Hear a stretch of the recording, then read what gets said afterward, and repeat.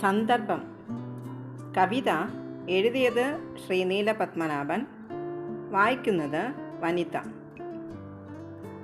ജീവനെ കയ്യിൽ പിടിച്ചുകൊണ്ട് ജീവിക്കുന്നതായി പറഞ്ഞു കേൾക്കുമ്പോഴെല്ലാം പിടുത്തം വിട്ടാൽ പൊയ്ക്കളയുമെന്നാൽ പോയി തുലയട്ടെ എന്ന് വിചാരിച്ചിരുന്ന ദിനങ്ങളൊക്കെ പോയിട്ട് ശാരീരിക ക്ലേശങ്ങൾ കെട്ടുപൊട്ടിച്ച ഹിംസ ജന്തുക്കളെ പോലെ രാവും പകലും കൂട്ടത്തോടെ ആക്രമിച്ച് ഉള്ളിനെയും ചേർത്ത് നിലത്തെറ്റിക്കുന്നേരം ആടിയുലഞ്ഞ് വീഴാതിരിക്കാൻ ഭീഷ്മരുടെ ശരശയ്യ നിലയിലും പരാജയപ്പെടാതിരിക്കാനായി പിടിച്ചുനിന്ന പ്രവർത്തനശേഷി ചോർന്നുപോയി തീരാതിരിക്കാൻ ഉടുമ്പ് പിടിയായി. അതാണോ ജീവൻ? നന്ദി.